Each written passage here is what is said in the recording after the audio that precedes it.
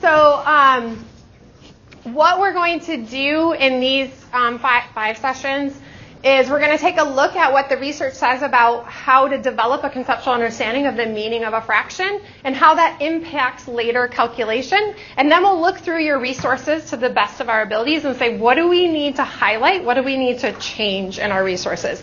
And I'm sure we have a range of resources in here. So how that's going to go, I don't know. We're going to give it a shot, and we're going to try to support each other in thinking about how can we bring this knowledge into what we're understanding about the meaning of a fraction and how our standards are actually written. And that's really kind of the large goals of this session. So if you're a 6th grade teacher, a 7th grade teacher who's here because you know kids struggle with fractions, you'll learn about what experiences they need to have, but it will not relate to your grade level standard on fractions. And so I just want to be honest, if that's what you're looking for, please feel free to kind of vote with your feet and say, I need another session that applies directly to what my classroom is. I believe that you will take lots of ideas back to your classrooms about experiences kids need.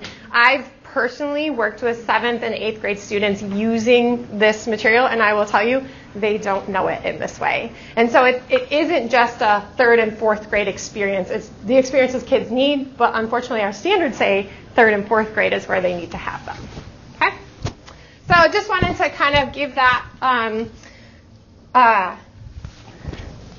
choice to you right now if you feel like you want to explore another session, or maybe stay for today and decide, oh, that really didn't hit what I needed, so I will not be offended. So we're just going to think and share. We're not going to write, so don't worry about writing.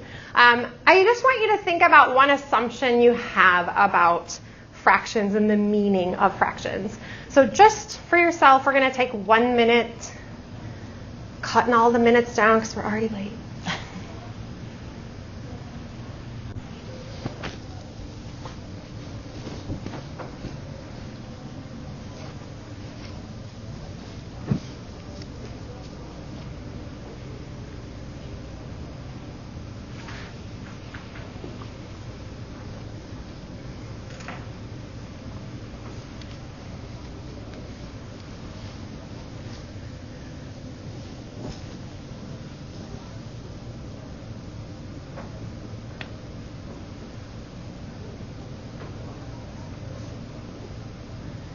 So I'm going to ask in a second for you to follow this protocol. And I'm going to have you reflect on this protocol as something that you can use with kids in your classroom for accountable talk. I think it's an excellent accountable talk protocol, although I wouldn't give all 4 directions to a 3rd grader or a 2nd grader. But especially I want you to pay attention because it's really easy as adults to just collaborate. You're here because you want to be here and you want to talk about fractions. And so I commend you for that already. But it's really hard to not just have a conversation as adults. So I want you to kind of be mindful of this protocol and really think about paraphrasing. You don't have to say everything they say. You just have to kind of say the essence of it. And when we learn to repeat each other's ideas, when we learn to really listen to that content and ask questions, that's how kids really learn how to persevere in mathematics. It's one of the very first steps for them. And so using that kind of activity in class helps them to build community and talk to each other as opposed to talk to the teacher and then talk student, teacher, student, teacher, student, teacher. So this is an excellent beginning of the year activity to teach kids to listen to each other and talk to each other. So try to be mindful and kind of put yourself through it as a student, even though it might feel a little bit awkward because you just want to have a conversation. So we're going to take 5 minutes to do this. So find someone who's not at your table. I like to say this is the singles bar up front, so if you're not very tall and you can't see through all the people who stand up, feel free to come up here and mingle with the singles and find someone to partner with. All right, so go ahead.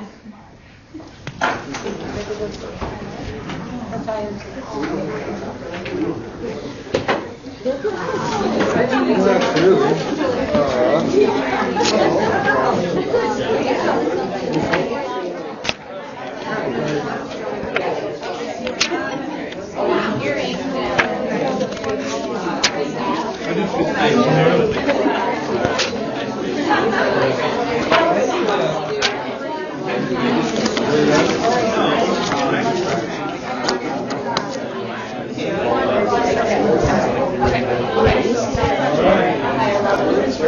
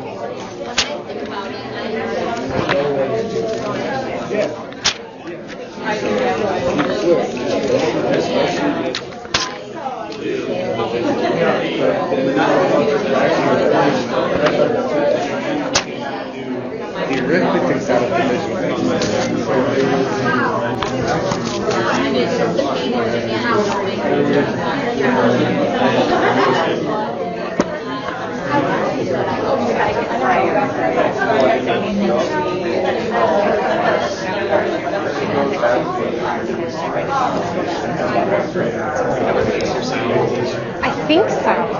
Yeah, but I guess that I'll know when they come over and say we can still hear it. Also, it's going into the next one. Yes, yes. Which was, I was over there last year, so I remember that. Well, hopefully. Okay, thank you. I appreciate it.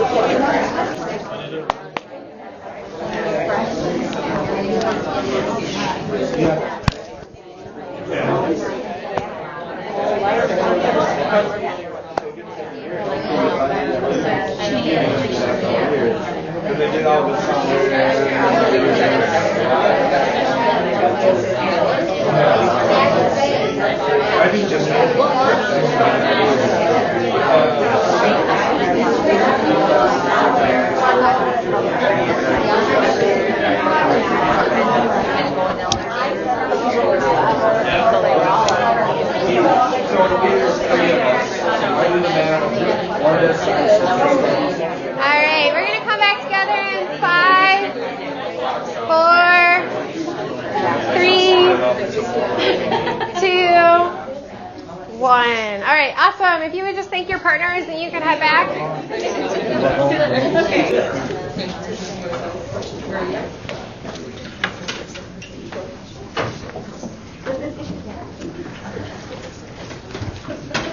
I would like to know who's in the room.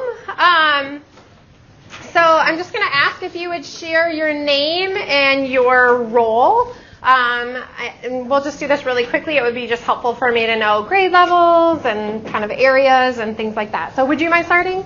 That's fine. My name is Mary, and I teach kindergarten through 5th grade. Awesome. Kindergarten through 5th? I teach in a one-room school. Wow. All right. Are you big Jackson by any chance? No, oh. I'm not. Okay. Well, I just knew No, we're over by the one-room school I knew, so it was a shot. North of Allen, actually. Yeah. Wow. Okay. That's challenging. I teach 4th grade at Kanawha. Can you say your name again? Leanne. Leanne. Thank you. 4th grade at Kanawha. Okay. I'm Julie. I teach 5th grade. 5th grade. Okay. Thank you. Mike, I teach 7th grade in Lowell. Awesome. Ron, I coordinate the math intervention program in Lowell. I'm Stephanie, and I am the instructional coach and coordinate the math intervention program in Zurich. Great. And I'm Jill, and I teach 4th grade in Lowell. Awesome. Let's go back here and then we'll come forward. I'm Colleen, and I teach 4th grade in Forest Hills. Okay. I'm Lisa, and I teach 4th grade Spanish immersion. Great. Lots of 4th grade. Awesome. I'm Joanne. I teach 5th grade at Kent City. Great. I'm Angie. I'm a K-6 math coach in Wyoming. Awesome. Well, Adam, teach 5th grade. Casey, title math. I work with 2nd through 5th, primarily 4th and 5th grade. primarily 4th and 5th. I'm Caitlin from Fremont. I teach 6th and 7th grade math and also title math. I'm Tara at Hope Academy. I'm a K through 12 math coach as well as an intervention. Whoa.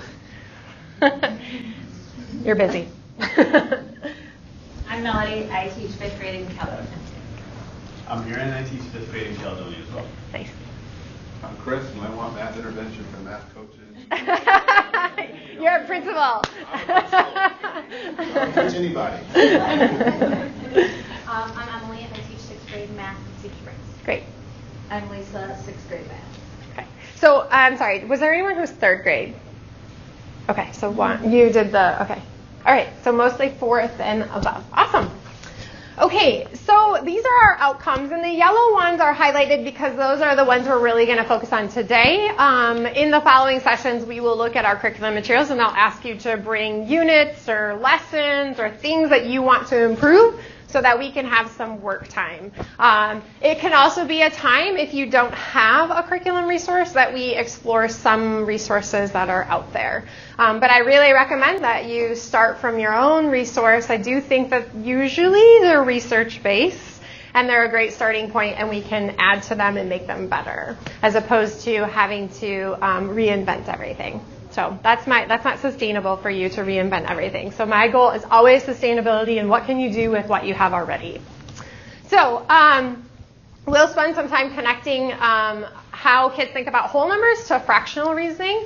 We're going to think about the experiences or the activities that students need to build that foundation. And we will look at the Michigan standards for fractions in 2nd through 4th grade, actually 1st through 4th grade. And like I said before, computation will not be a focus of this particular session, maybe next year. And then in the future, we'll analyze those materials. Okay, so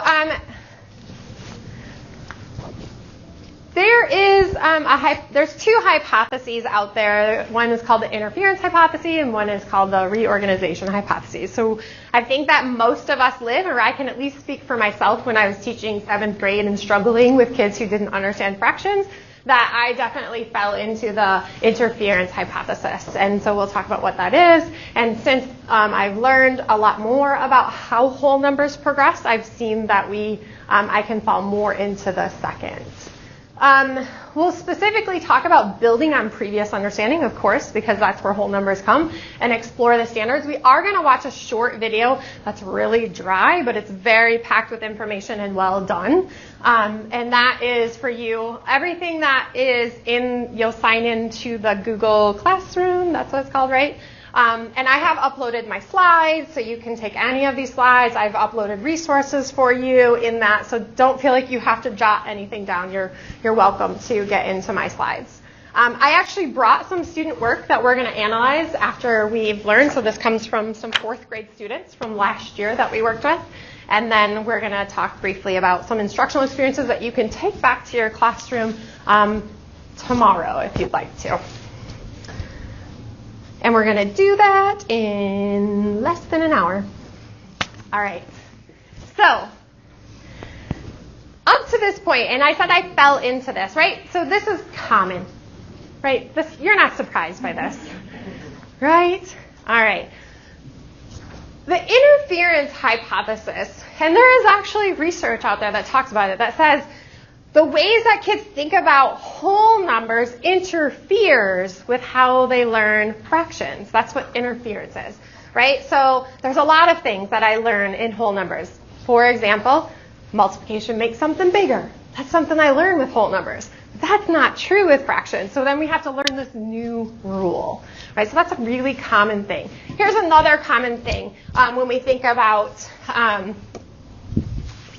whole numbers, right?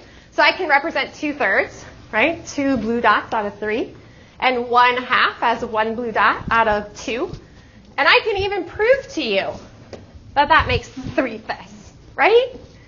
Because my whole number experiences, and I have had a lot of whole number experiences, that addition is put together, right? We spend a lot of time on that in our K2 grades. We put it together. We have some missing add-ins, and we talk about all this stuff. And so kids are building off of that experience because that's what our brains do. They want to connect to the information that we already have in our brains. And so our brains, they add, put together.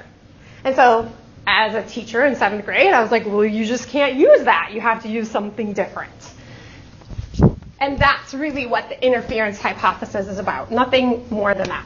this is what the reorganization hypothesis says. And this is from Dr. Les Steffi. So I'm going to give you a minute to read this.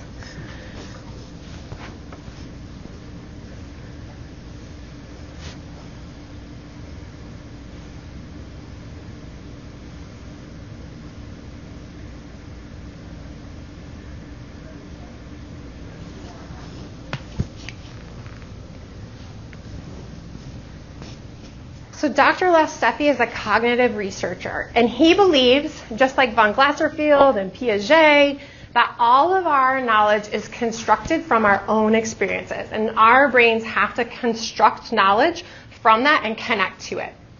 And so whether we want it to or not, kids are going to use their previous knowledge, right? And he's saying instead of it interfering with it, why don't we really think about how those ways of thinking in early number are and reorganize them for kids so that they're reorganizing it. They're taking all this knowledge and then they're building on that knowledge. And he believes, that's really kind of the foundations of math recovery, is this idea of a developmental stage. And so everything in this developmental stage is learned, and then it's reorganized to get into the next stage. But you can't skip stages.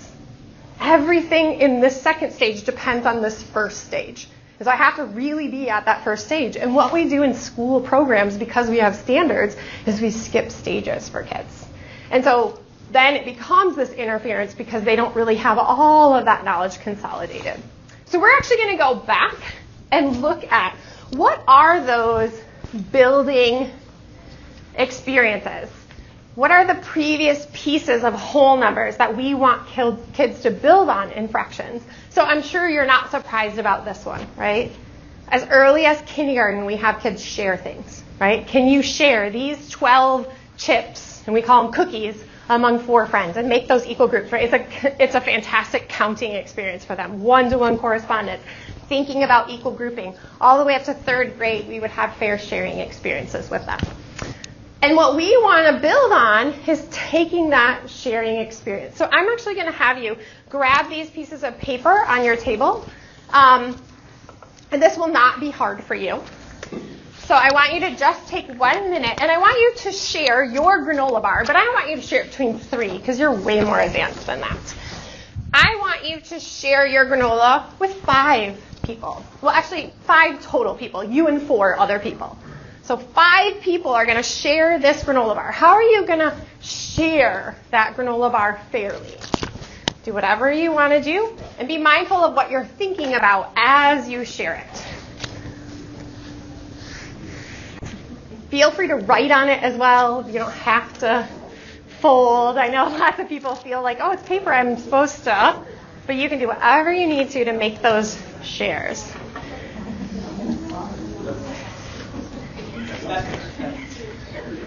And if it doesn't turn out, well, it's okay. It's hard to share with 5 people. Feel free to grab another strip.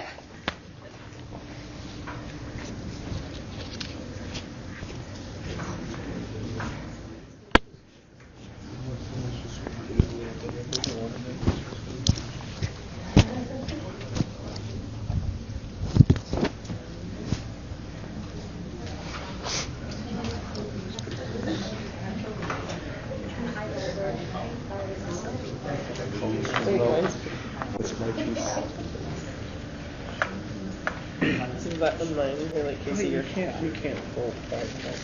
Huh? Fold it 4 times. I'll say. You only fold 4 times for 5 times. Watch me. Look at this. Count them. How many guys? See, I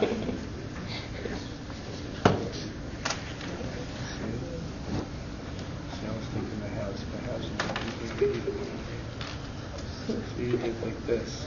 You did a like. Another even like. Another even like.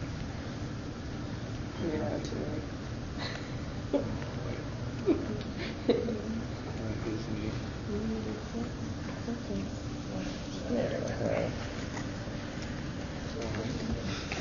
So I want you to pair your strips with those around you. Fifths are really hard to fold, so I don't anticipate that everyone is perfect with fifths because it's really challenging to do without some other measurement there.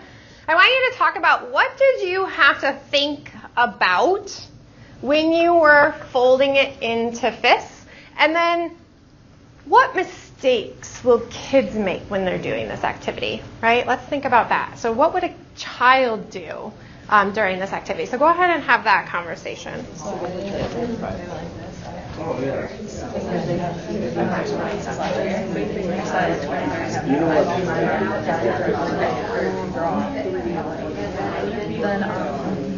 Kids are going to fold that first because it is.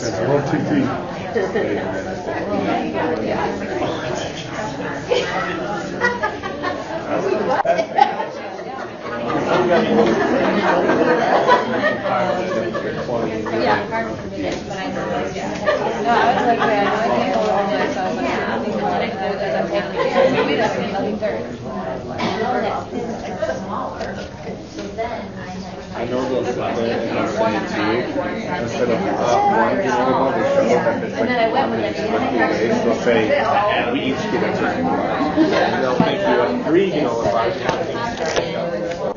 To make one.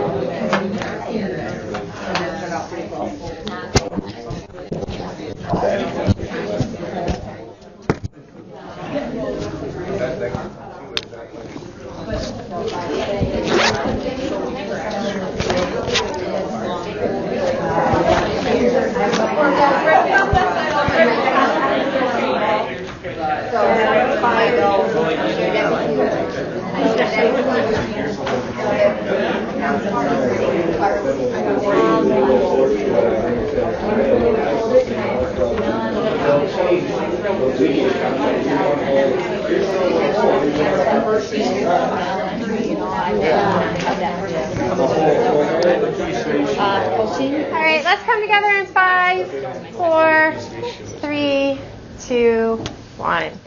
I'm just going to pick on some tables just to share out something that you guys have discussed. So could you guys share something that you discussed at your table?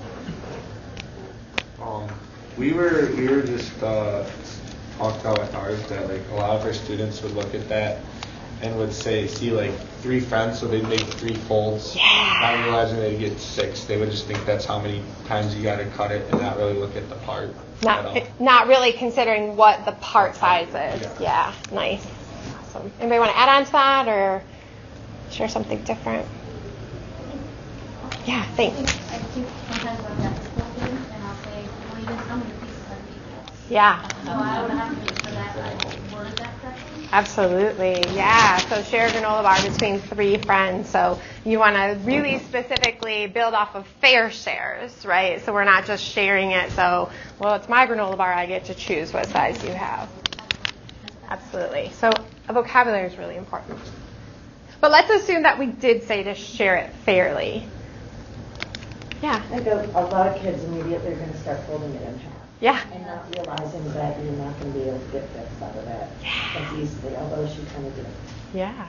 Yeah, lots of people have very interesting strategies, by the way. So I liked that. Yeah. We said that you could get fourths, and then she said, and probably a lot of kids would think a fifth is bigger than a fourth. Yeah. So there's another piece of information that interferes, right? If we were thinking about that. In whole numbers, 5 is bigger than 4.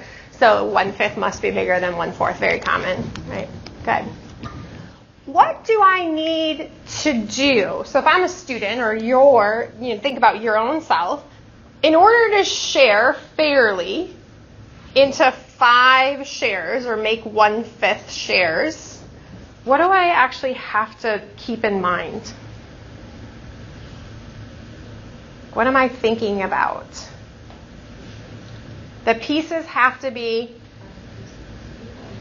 equal areas. Yeah, so parts. Those parts have to be equal parts. And that's actually really complex in itself, right? So equal length, equal width, right? That itself has to come out. So equal parts. What else do I have to be mindful of? It's a really common mistake that kids make. So I'll put it out there. Have you ever seen a child divide it into 5 and then cut off the extra and say, well, that's just leftover. Give it to my dog. right? So not only do I have to make equal areas or equal shares, I have to use up the whole thing. And that's not a small feat for a third, a fourth. I have struggled with 6th and 7th graders with that. So when we're partitioning, we do have to make equal parts. We're just going to, and when we say parts, we're really talking about area, but we also have to exhaust the whole. And that is our first experiences with fractions, and in fact, that's in the 1st and the 2nd grade standards, partitioning a circle and partitioning a rectangle into equal shares, but using up the entire part, or the entire whole, excuse me. So that's a really difficult thing, and both of those things kids have to wrestle with.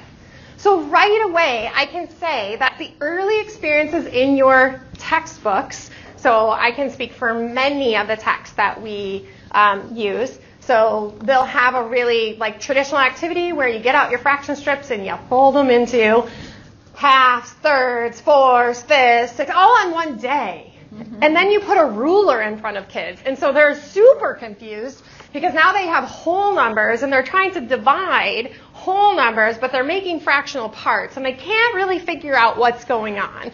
And the parts are a mess. Right? The parts are just a mess. So they're not really focusing on these things. They're focusing on whole number division. They're not thinking about fractions. They're thinking about, okay, how many parts do I have to make? I have to take this whole number because this is how long my strip is. And we all know that we do that activity and then we throw those out and give them real fraction strips that are actually the right length. So why do it? Well, we should do it, but we shouldn't do all of it. So that's kind of my first, of course. We shouldn't do all of it. And we're going to talk about this a little bit later. Partitioning is really important, and we need a lot of time to actually work on those two things. Are your shares fair, right? Are they fair? Which part would you choose and which part would you give to your friends? And did you use up the whole thing? And that takes a long time to develop. And in fact, in some of the research, it's almost like 3 levels of work for kids to develop. So it's not a one-day activity that you divide up into 12 parts. It goes much slower than that. And it starts with halves, and then moving to thirds, and then moving to fourths. And once I have fourths, I go to fifths. And once I have fifths, I move to sixths. And about then they get the idea. Who wants to make 7s, 8s, 9s, 10s, 11s, 12s? We have digital tools that will do that for us anyways. Because now I know that they can do 6 parts and they can do both of those things, and I have enough evidence that they have this beginning understanding of a fraction. And in our standards, that really is 2 years in 1st and 2nd grade. But I'm guessing they're not getting a lot of experiences making them themselves. So what do our materials do? Right away I can say they show them pictures that are already partitioned.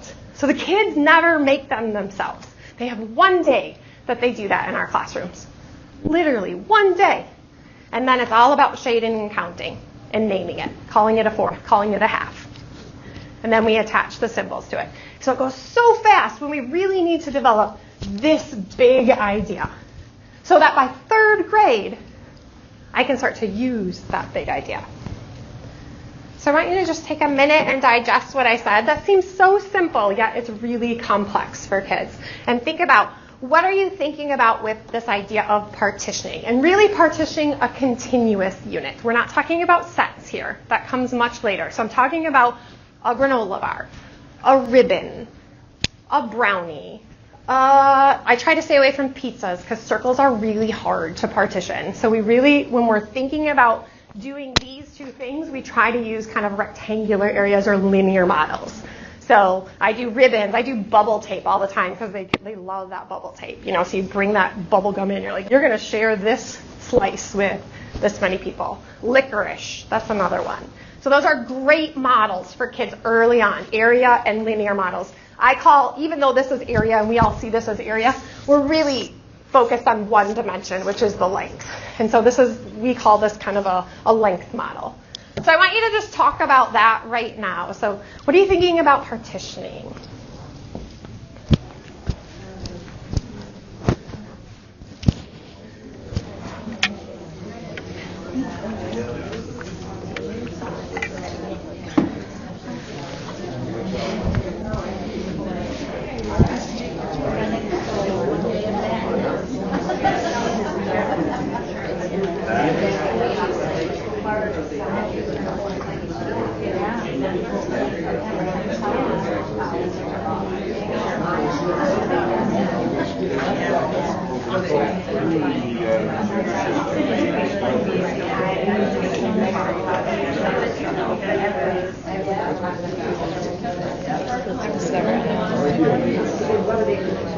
Right? What supports need to be in place to at the appropriate grade levels so that the teachers know how much time needs to be spent on it. All right, we're going to come back together in 5, 4, 3, 2, 1.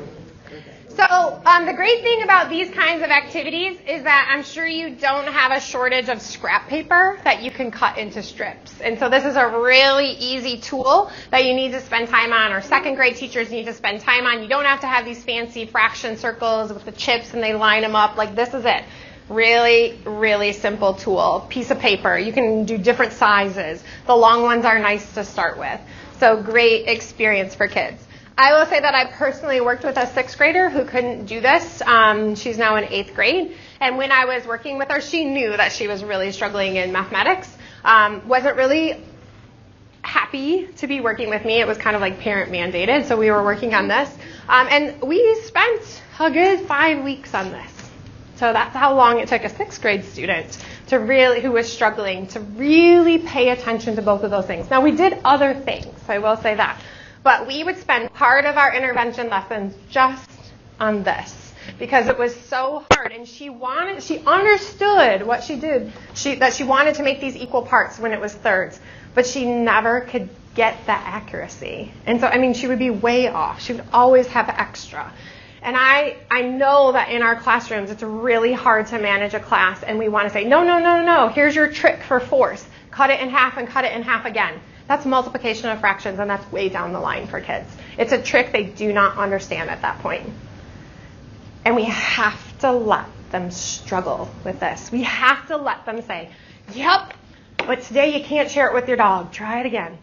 What are you going to do? Are you going to make the parts bigger? Are you going to make the parts smaller? Like, have them focus on the size of those parts and making it. So in order to use up the whole thing, do your parts need to be bigger? They need to be smaller, and why? Now we're really getting them, right? We're building persistence. We're helping them to think about reasoning about the size as opposed to divide it in half and divide it in half again. And then they fold everything in halves because they don't, it's just a trick to them. It's not conceptual understanding. So that's the first piece of prior knowledge that we want them to connect to. But we also want them to move very quickly beyond this idea of a part-whole interpretation of a fraction. And we really want them to think about fractions in a different way. And our standards talk about fractions very similar to the way we talk about counting in kindergarten, right? So in kindergarten, we have this base unit. It's a 1. And we learn to touch a 2 and a 3 and a 4 and a 5. And in kindergarten, one of the standards says that when you say 5, your understanding of the number of 5 is once you say 5, you understand it's a collection of 5 apples, right? It's 5 ones put together for a collection. In the same way, we want students to see fractions as countable units as well. So we're going to watch a video. This is actually online. There's a link to it in the PowerPoint, so if you want to access it later. And it's on illustrative mathematics. You're supposed to say illustrative mathematics, but I don't like that name. Illustrative mathematics around the meaning of a unit fraction. And this video actually comes right from the authors of the Common Core. So we can be very sure that this was their intention behind the standards. Okay, so we're going to watch really quickly what they meant about the meaning of a fraction, a unit fraction. So you'll see a progressions page, and then you'll have an introduction, which we're not going to watch. We're just going to watch this. It's about 5 minutes long.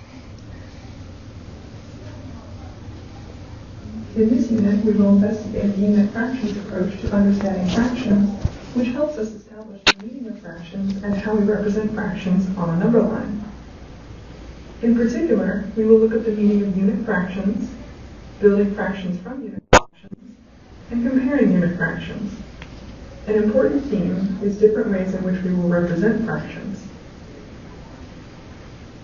In grades 1 and 2, students study fractions informally by describing partitions of circles and rectangles using the terms halves, thirds, and fourths, although they do not need to formally connect these ideas to symbolic notation for fractions. In third grade, students start their study of fractions with unit fractions, that is, with fractions with a numerator of 1. A unit fraction is represented by one part of a whole that has been partitioned into equal-sized parts. For example, to represent 1/4, we start with a whole, partition it into 4 equal-sized parts, and select one of those parts. This understanding of fractions can also be used to locate unit fractions on a number line. We start with a number line that shows 0 and 1. Then we partition the interval between 0 and 1 into 4 intervals of equal length. Then 1/4 is partitioned by the point that is a distance of 1/4 from 0. Starting with unit fractions allows students to understand fractions by building on what they know about whole numbers. Just as we think of whole numbers as being built from the number 1, we can think of any fraction as being built from unit fractions. For example, in the same way we think of 3 as 3 ones, we can think of 3/4 as 3/4. Note that in third grade, students understand fractions as being built from copies of unit fractions, and in fourth grade, they explicitly connect this to fraction addition. On the number line, we use the interval from 0 to 1 to mark off whole numbers. For example, 3 is a distance of 3 ones from 0. And we use the interval from 0 to a unit fraction to mark off fractions. For example, 3/4 is a distance of 3/4 from 0. Similarly, 7/4 is a distance of 7/4 from 0. And 9/3 is a distance of 9/3 from 0. In third grade, students use the meaning of unit fractions to compare them, which is an important part of developing fraction number sense. For example, they might argue that 1/6 is greater than 1/10 because one piece of a whole divided into 6 equal-sized pieces is larger than one piece of the same whole divided into 10 equal-sized pieces.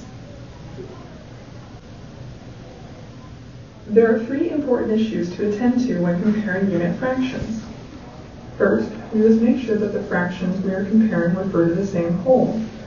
We implicitly assume this when comparing fractions, but often students need this to be made explicit. For example, 1/3 of the first rectangle is smaller than 1/4 of the second rectangle, but we can't conclude that 1/3 is less than 1/4 because the fractions do not refer to 1/3 and 1/4 of the same whole. Second, students often incorrectly compare unit fractions by comparing the denominators without thinking about their meaning. For example, they might argue that 1/3 is greater than 1/2 because 3 is greater than 2. To see why this reasoning doesn't work, sometimes it helps to consider a context, such as sharing a toy. If Ben and Kristin share a toy for an hour, each one gets to play with it longer than if Ben, Kristin, and Linda share a toy for an hour, assuming they all get an equal amount of time. So in the first situation, Ben and Kristin each get 1/2 hour of playtime, while in the second situation, Ben, Kristin, and Linda each get 1/3 hour of playtime. Finally, when a fraction is represented by area, there is an additional level of complexity because different shapes can have the same area. Yes. Students first see this in grade 2, but they tackle it more directly in grade 3 when they study area directly. It's almost over. We see some examples here of shaded regions with the same area of 1/2, yet the shaded regions are not necessarily congruent to each other. One final note, it is possible to represent fractions with geometric figures based on length, or area, as well as size. However, students only use connected wholes in to work with fractions, fraction multiplication in 5th grade. Then they will be able to connect a statement like 1/2 of 4 with the product of 1/2 and 4. The added complexity of representing fractions with sets suggests they should be postponed at least until 4th grade. It's over. Oh, it is? Yep. Okay. We're not playing another one, I promise. No? Nope. Okay, let me just... It was So it seems like a really fine nuance here, but we're going to put some big emphasis on this idea of a unit fraction. So the goal for students is to see that unit fraction as the building block. And it's actually an inverse operation to partitioning. And it's called iterating.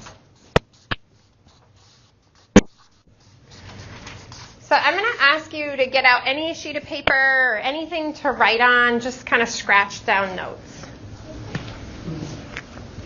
And I want you to draw yourself just a little square on your paper. Rectangle is fine as well, it doesn't matter. So that we can really see what the standards are saying. We're going to call this 1/4. And I want you to use your building block to make a whole. That's 1/4 of the granola bar. I want you to make the whole. Pretty simple task probably for adults.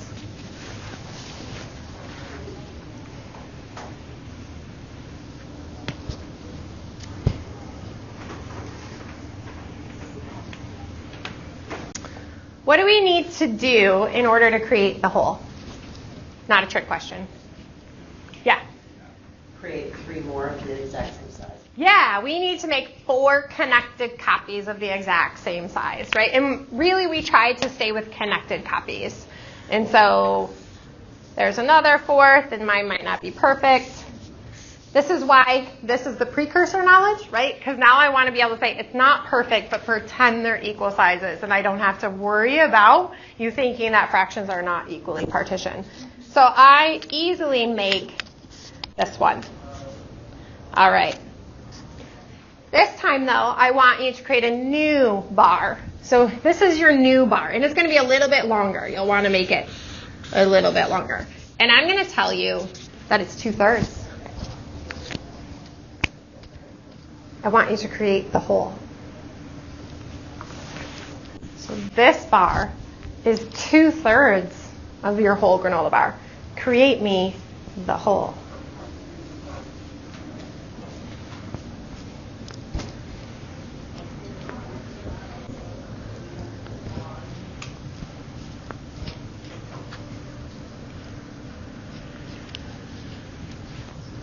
I want you to quickly share with your neighbors, what did you have to think about? What did you do to create the whole? Numerator and denominator. Yeah. You just didn't think about the denominator. You just think of them together. I read actually into 2/3.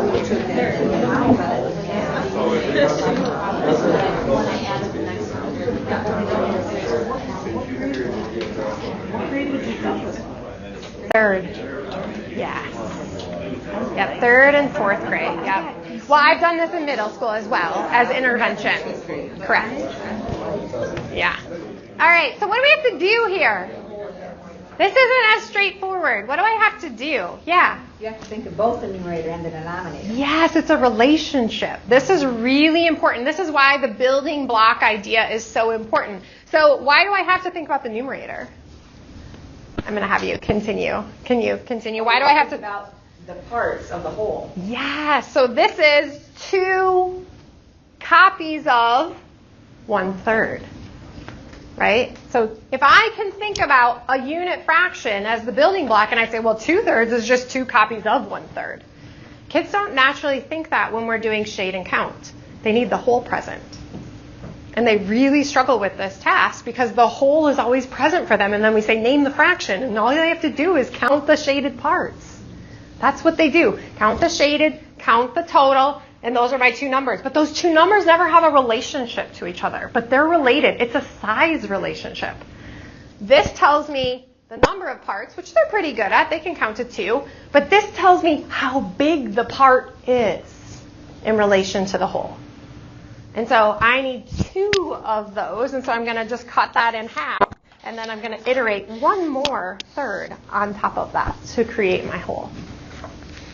It's a very challenging problem for young kids. And so we really want them to think. So iterating is the idea of taking a part and creating the whole. So going the opposite direction. Our materials often ask us to partition, and we count and we shade, and we count and we shade. And then we start to get into more complicated fractions, and we just assume that counting and shading translates into a measurement. And we want kids to move from parts out of wholes to this is a measure. And it's the size of a third, a third, a third. It doesn't have to be on a ruler yet. I don't have to complicate this measurement with ruler measurements and say, well, that's actually 3 inches, because that's a whole other number in the combination of things. But I do need to say that 1/3 is an equal share of the whole, and it has this size. And when I think about building blocks like that, it's very simple for me to think about why 1/3 is actually bigger than 1/4. Because I'm thinking about the size up here. But often kids, when they're thinking about fractions, they're very successful with this, but they still live in a very disconnected world of fractions. And so for them, 2/5 is 2 parts shaded, 5 parts all together. And those numbers are whole numbers to them. They're not fractional measures. They're just whole numbers and counting, right? 1, 2, 1, 2, 3, 4, 5. You've asked them to count 2 times, and they're not relating the sizes of them at all. Okay? So these 2 pieces, and I will say iterating does not show up in many materials at all. I mean, I haven't seen it in any of the 3rd and 4th grade materials that I have reviewed. I have seen partitioning, very little. Like I said, it's usually like a fraction strip activity, and then the rest is just giving pictures to them. And then this idea of iterating never comes up in their text. So there is when you guys end up signing into the Google, there's an article about iterating and partitioning. It kind of explains it and gives you guys some examples. All right. So I want you to just talk at your tables really quickly. How does this interpretation of a unit fraction build on students' understanding of a countable unit? Just kind of share that at your tables, and then we're going to look at some student data.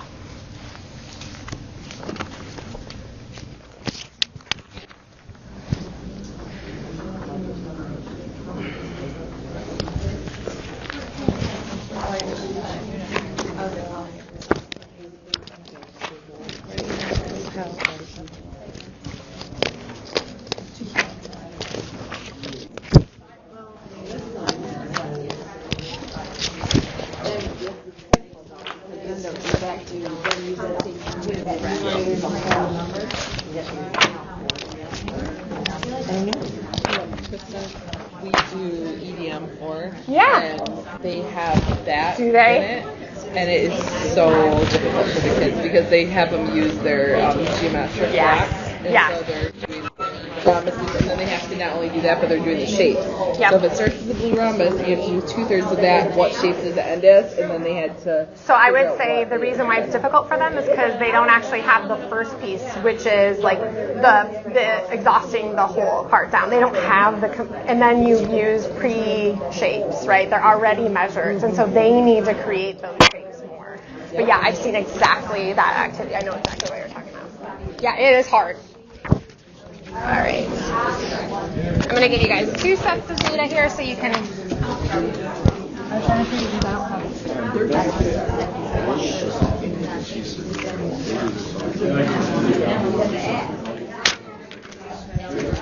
All right. So, I want you to look through these. You're fine.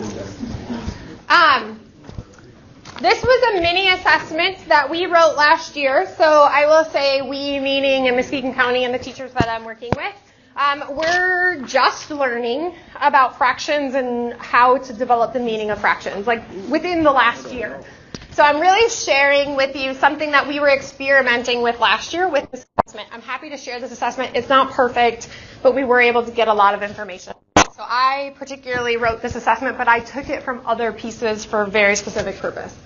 So what I want you to do, and a couple things about the two classes. The P and the H stand for different teachers. These are 4th grade students and about spring of 4th grade. So this is before they take the MSTEP.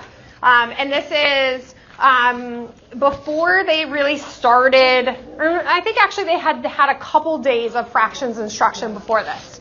Okay? So the other thing that's really interesting to point out, the teacher that has an H on it, this district or these group of 4th grade teachers last year decided that they were going to split up their special education students because just because of caseloads, and they wanted all the special education. I don't recommend this. Please don't do this back in your own districts. But because the special education teachers had large caseloads, they couldn't get to all the classrooms. And this is a reality. They have a waiver from the state, so their caseloads are huge. And so they put all of the special education students in one class. And that class is the P class. And the H class is all the other kids. So that doesn't mean kids aren't struggling. Let's just be clear, right? But all of the IEP kids are in one classroom. So it might be helpful for you. What I want you to do, you might not get through both sets of data. You can choose how you want to look at this data, but I'm going to give you about 7 minutes to look at this data, and I want you to think about, what do these 4th grade students understand about this idea of a countable unit? Do they understand equal parts and exhausting the whole? Right, because we said that's a foundational piece. And do they understand this idea that a unit fraction is the building block? It's a countable unit. See if you can decide that. Don't grade yes, no. I know the grades are on there. I actually have the grade sheet. I'm going to hand it out to you so you can see the percentage of kids where. So don't do that work because it's already done for you, and I'll give it to you. So I just want you to take some time to think about, what knowledge do they have and what's missing? Okay? Let's do that.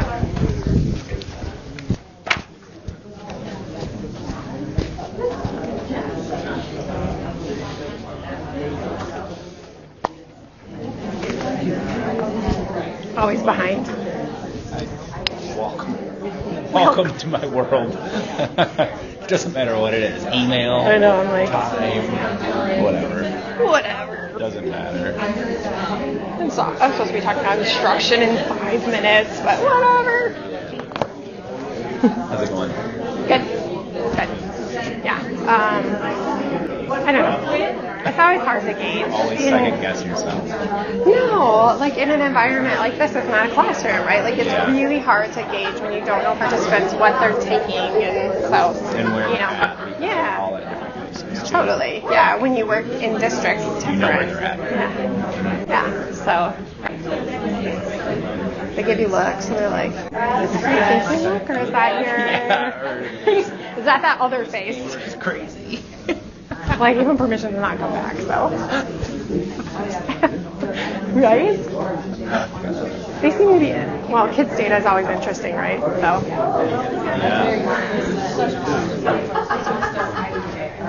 I just wanted to share with you, Fremont got big ideas this year. Oh. From that, yeah, from middle school. And that's the teacher was on this one. Better? You like? Well, we had nothing. This one's great. Oh, yeah. We were pulling, we made these already pulled from different places. Nice. But, like, I have access to all the elementary stuff too. Oh, really? Yeah, I don't know how I have it, but I just looked at. That might have been an accident. Don't tell anyone. It's pretty awesome. So, is the student asked to partition this one, or it just is like this? Yep. And they have to decide what the fraction is? Yep. Okay. Yep. No instructions on partitioning are given. Yep.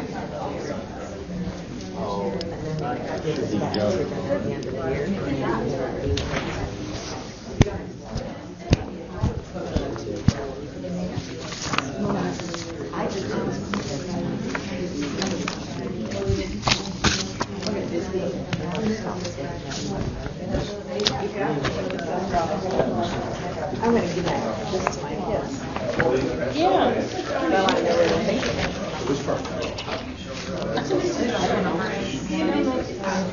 I can upload this if you're interested. Yep. I mean, I wrote it. It's nothing. Yeah. I took it from things that were already on the internet, so it's not like copyrighted or anything. Oh, this kid did great. So, I have two questions. That video, that's available to anybody? It is. Correct. Yep. Mm-hmm. Yep. And it's under illustrated mathematics? Yep, the fractions progressions. And once you log into the Google Classroom, in my PowerPoint, it's linked. Okay. So you can just click right on that link and it will take you to the website. Yep. And I don't know if I should ask this for everybody, but I'm going to ask you. If you want the kids to get away from counting, thinking of it as a whole, what language do you use then for them to get 2/3? Yeah. So I always say, well, I do. I want them to count 1/3 though, not 2. I want to say, so 2 copies of 1/3. So that's the language you use. Yeah, I use copies. Some other people use parts, but I like to use copies because they kind of, that idea of like making a copy and producing it. Right, they're parts and wholes again. Yep. So I say copies. So you're making 2 copies of this part, but what's this part called? If they say 2, so 2 what? 2 pieces that are 1/3. What's the size? What's the fraction size? So I'm always pushing them to that. And then usually I restate it as, so you took 2 copies of 1/3. Great question. All right. I'm going to give you guys the sheet so you can.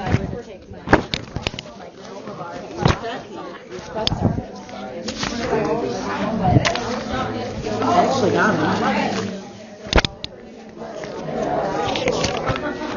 Let's just iterating.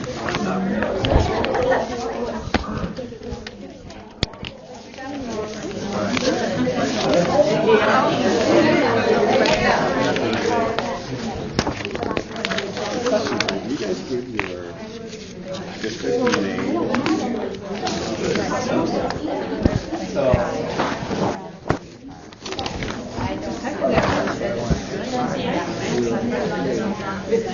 Where at least you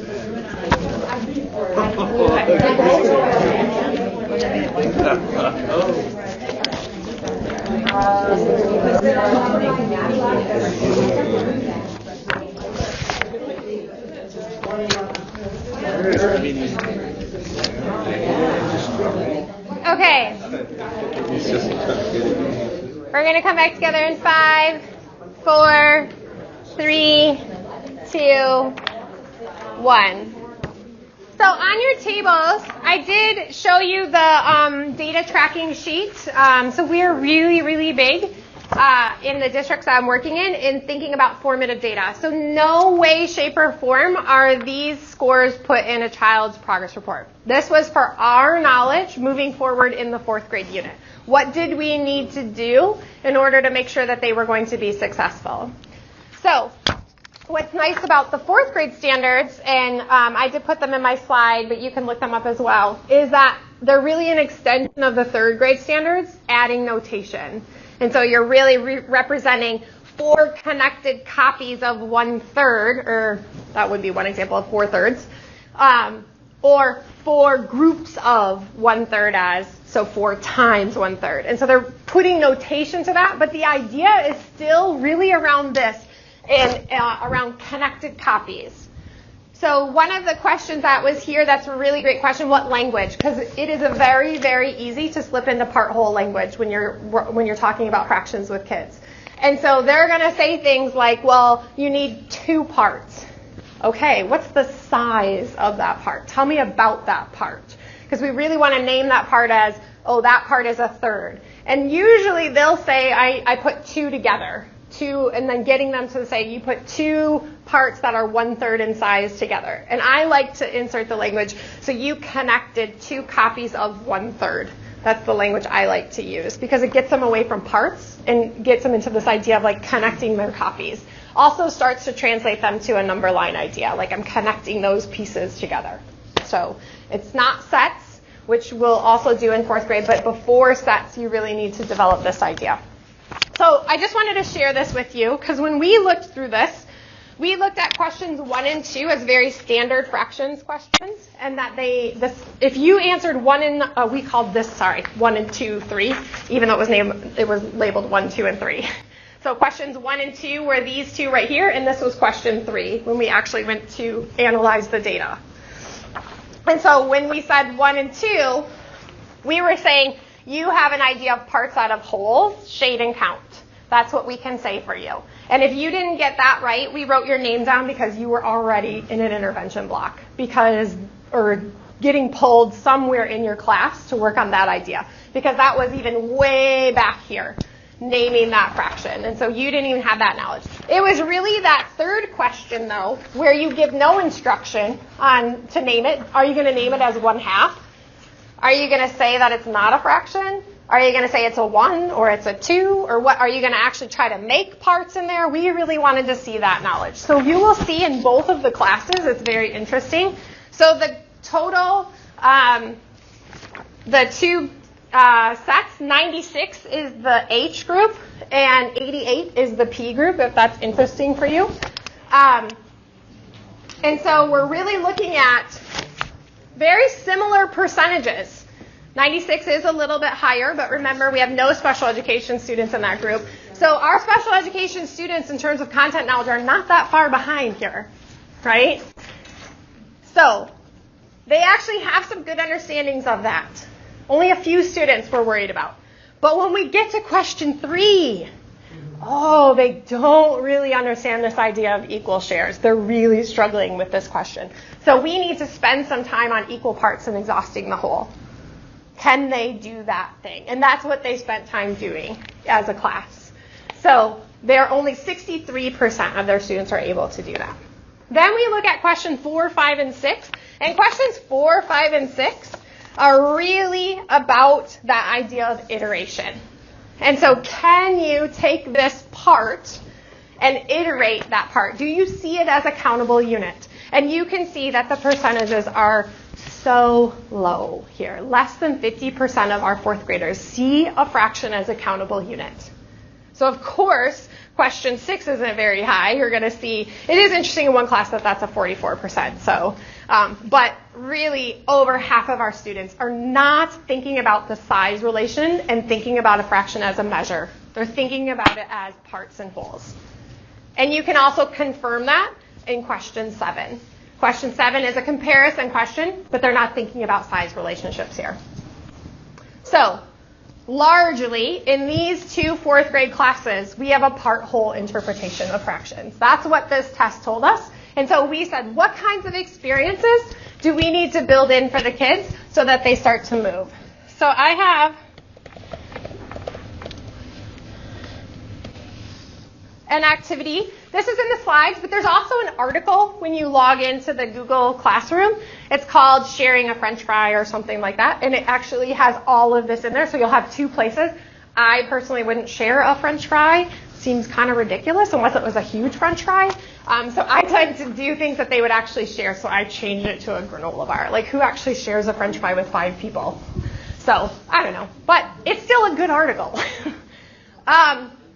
And very applicable. They even give you some data tracking sheets in the article and how you can collect data and what you're looking for. So it's a very nice article. But you can see that these are kind of a progression of steps. And both of these, so all of this will help you to promote this here. Okay? So sharing 1 granola bar between 2 people, sharing 1 granola bar between 3 people, then between 4 and 5, you move up in the range of numbers. And then this becomes a game, and you can change this range based on your students. You don't have to go up to 12. You can go up to 10 if you want to, but this becomes a fun game for them. But really, if kids get to this place, I say they have that knowledge. Okay? And then there's some questions there for you. So when you're thinking about instruction, start to think about how can I have students think about this as a countable unit, as a measure. What are the activities I need to do when I'm looking at my book or my resource? What questions do you have on those 2 ideas?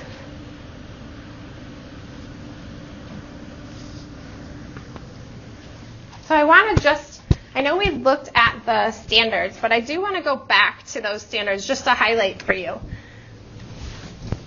Your fraction standards in 1st and 2nd grade are in your geometry sections. They're about partitioning shapes because that's what students are doing at those grade levels. Notice it does say partition. So the students should be partitioning. Not the book, not the pictures, not the pre-cut materials. The students need to experience partitioning, and this will be very, very challenging for 6 and 7-year-olds. It will be, but that's what we want them to struggle with. We want them to extend the concept of fair sharing into partitioning. We don't want any symbols, just language. We first start with fair sharing. Share this between you and your brother. Share this between you and your friend. Share this with 3 people total. Then we say, ooh, you made 1/3. Once they start this idea, then we put in the language. Okay? So if you're working with 1-2 teachers and looking at their materials, how many opportunities do kids have to partition? If you're working in an intervention situation, how many opportunities do kids have to partition? Again, I did this with older kids. This was my win with my 6th grader that I worked with. She didn't want to work with paper materials. That was very babyish to her. So I brought in technology. So I had an iPad. You can download lots of different programs. I'll actually put a link in the Google Classroom as well. There's a really nice one that just makes a big long rectangle and you can write on the screen. So if you have anything that's interactive that they can write on, they can use this program and they just make their bar and then they have to draw the partitions. And she loved that and she would do that. But if I brought out paper and I asked her to fold, she would be so mad at me and wouldn't do anything that whole intervention block. Okay, so, and then here's where you see the iteration pieces come in. So understanding a fraction 1/b as the quantity formed by one part when a whole is partitioned into b equal parts. But understand, this is where that sounds pretty typical to part whole. But this is where it brings the iteration in. And we have to be able to read our standards that way. That a/b as the quantity formed, that has a measure. It's a quantity. It's not a piece that's shaded in. By a parts of size 1/b. That's where we get the size relation. I've worked with kids who I've not shaded anything and asked them, what's the name of this part? It doesn't have a name, it has to be shaded. They literally think the shading is the key, and they don't think about the size relation. So no wonder when you say this ribbon is 2/3 long, and they've learned, oh no, you have to draw the whole. Well, I don't have the whole ribbon. I only have 2/3 of a yard of a ribbon. That's a real thing. The whole's not there. Only 2/3 of the yard is there. They have to see fractions as measures when the whole is not present. And that's really what this standard is doing. This is then translating that to the number line like they were talking about, those jumps, but really focused on that size relation.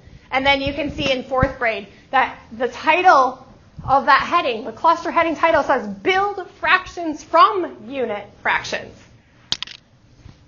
And then we're going to put notation in. So we're going to do that additively and use some word problems, and we're also going to do that multiplicatively. So 5 copies of 1/4. That's where it gets a little bit easier to use that language. I tend in fractions to not use groups. I tend to say copies because groups of a fraction, it becomes really complex when we start to do operations. So I usually talk about copies with fractions, but you can choose that. Okay.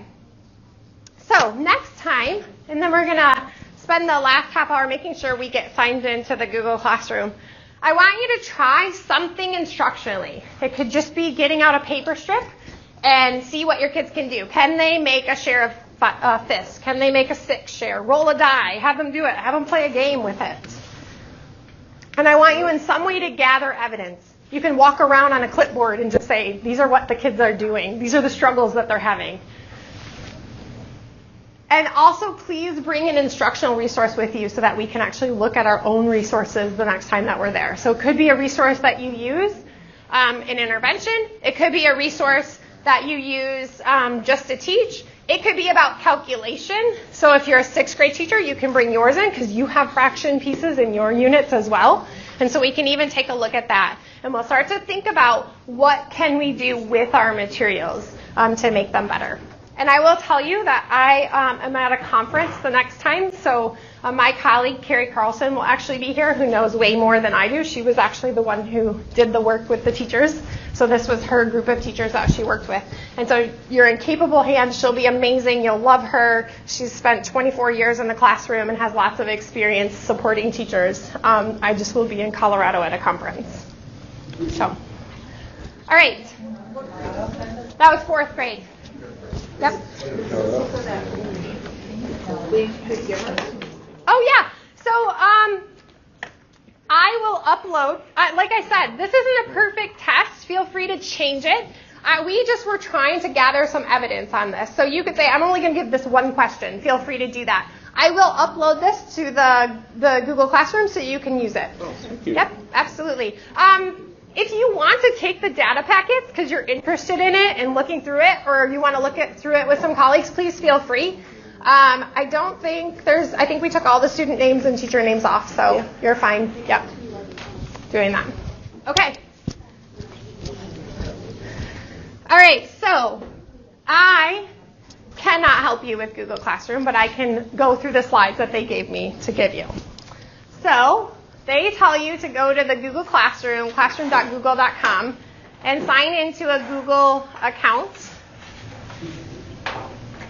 Okay, so I'm not going to read that. That's annoying that I would read that to you.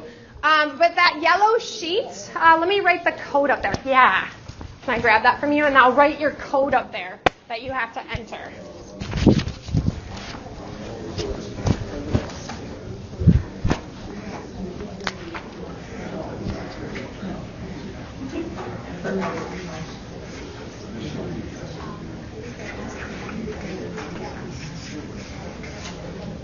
So this is a 1. This is B1, V-E-R-X-Y, and there's no capitals.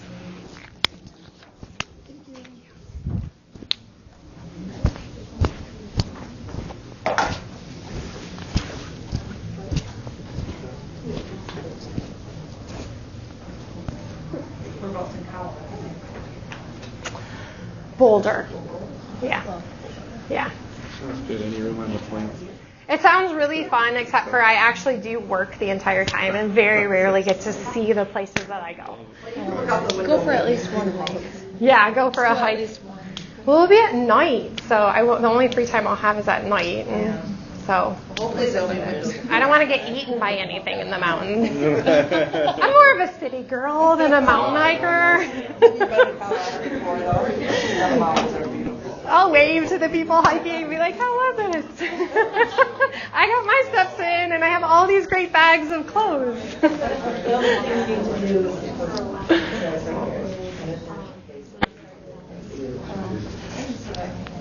This is the French fry. If you're in your class, if you would pull up your implementation guide, and the starting part of your implementation guide is just what commitment are you making? So you're coming to the session, but my goal is to give you things to take back, because I hated going to conferences as a teacher. Like, that was great, but I have no idea what to do with that. So my goal is to have things for you to bring back. So what do you want to bring back? What do you want to try this year? What do you want to know this year in your implementation guide? Do you push add or create here? Click on it will make your own. You just click on it. Yep. I'll just click right here? Yeah. Thank you. There you go. And I do have an opportunity to look through these, so I'll get to make comments to you.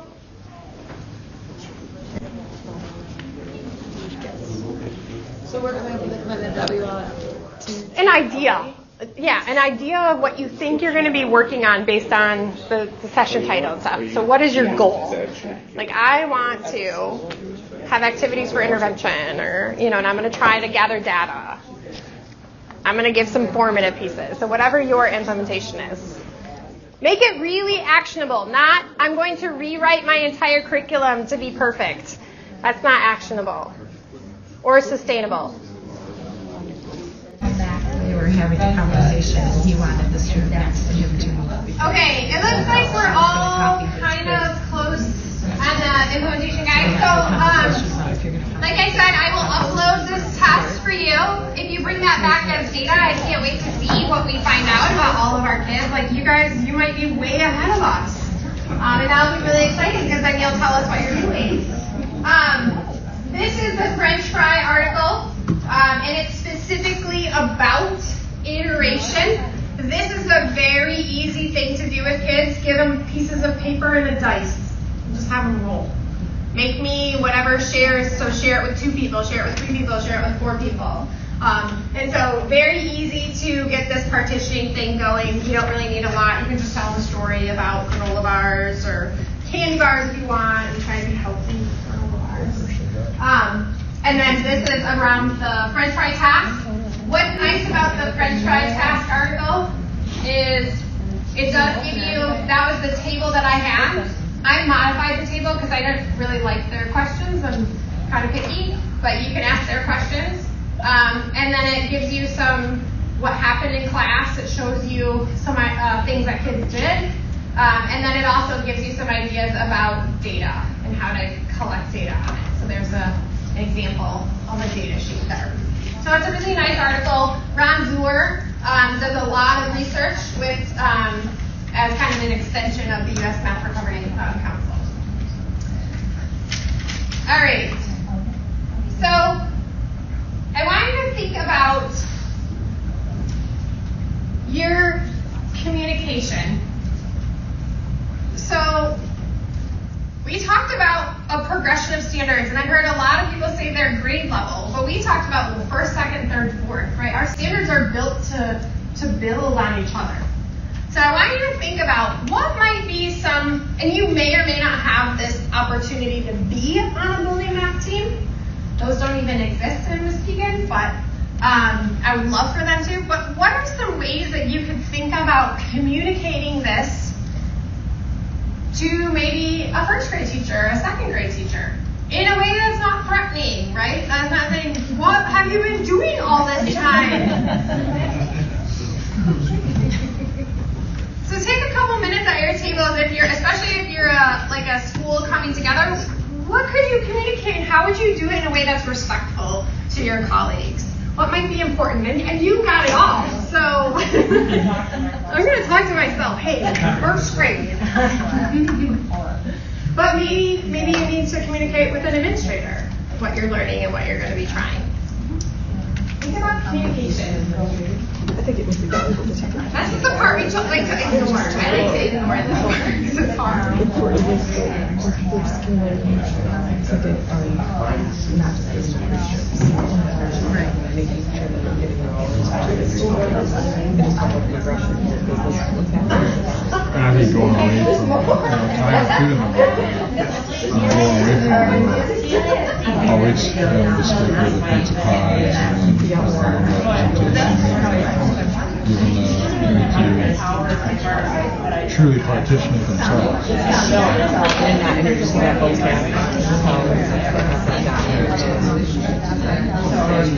And it was just very quick. I think our math quick 5-10 minutes of that.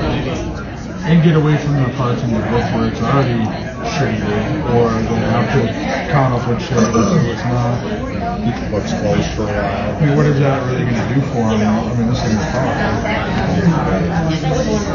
Graham Fletcher also has a progression of fractions that we showed in the grade level meetings last year. That we showed in grade levels last year, and the teachers were a little dumbfounded at like the ownership of what their kids should follow.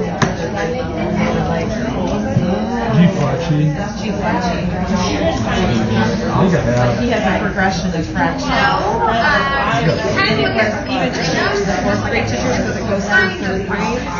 But for the fourth grade teachers to see everything in third grade. And third grade was a little, really they have to know all of that?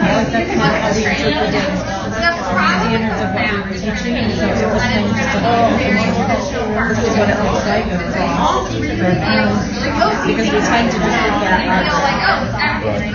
but then all of a sudden we really start to calculate. and it's a little more interesting than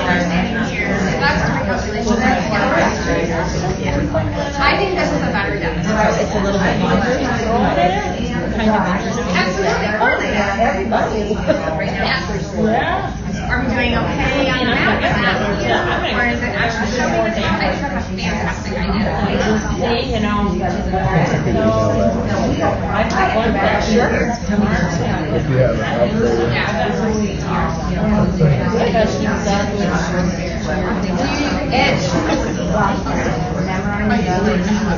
Yeah, for some reason, I learned a lot about these Kristin for the last 2 years, and I think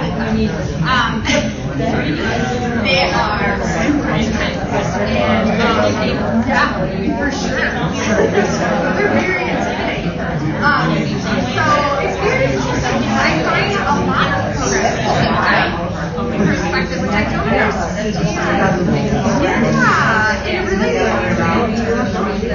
only experience that they have with us. And I think it's because we focus on the best values, right? Like we focus on power of 10. But the only experience they have with us is fraction. We never really get that fraction. I don't think you have anything to worry about. I just don't know why I say No, you go in, you just say, look, here's this opportunity. And the kids are like, well, he's been chosen by you, but you still have to say it. He's gone to Catholic Jew. All the box checks that he can do to be the first teacher. It's great. They're going to be more than supportive, and especially it's not like you're going to just talk to John. No, it goes all the way up No, into you're. calculation with fractions. They're going to be beyond supportive. Okay, so before we leave, I do want to take a little bit of time to reflect together. No, I know. So, something, we already talked about progress monitoring. All of you are already thinking about things that you're going to do and bring back, so I asked you to do that. So, the reflection. Let's take a minute, and we're going to not go in any order, so you can share whatever you want. We're going to do a one-word reflection. So what word is representing your thinking right now? Anyone can share their word. Yeah, thanks. Clarity. Clarity. Curious. Coherence. Needed. Interesting. Conceptual.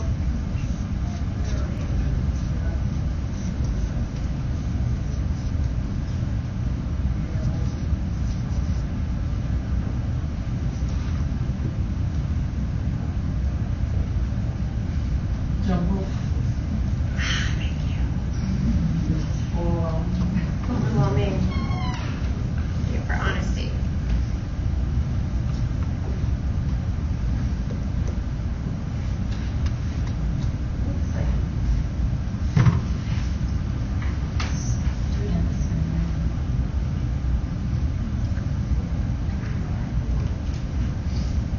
No, there's a couple more. Professional learning. No. Yeah, you said it in one phrase. Did you hear me pause? Press learning.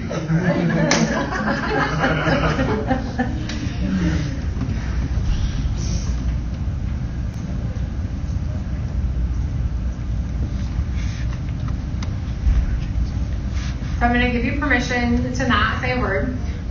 There's some stickies on the table. They do ask you to please take their survey, and it's in the... There's a survey somewhere. How did you get to it?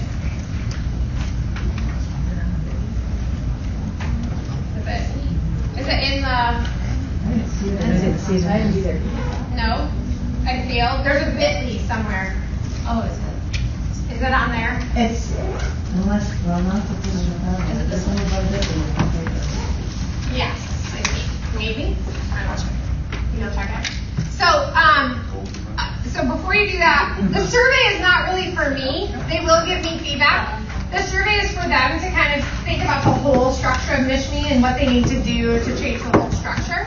On the stickies, if you want to write a plus, you can write a plus of this session. That would be helpful for me to know what really was helpful for you. But what I really want to know is what your wishes are. So what's a wish you have for the next session? So that I can make sure as I'm planning this with Carrie, who's coming in, that we meet that as close as we can possibly meet that. This session is about you and you learning and taking back.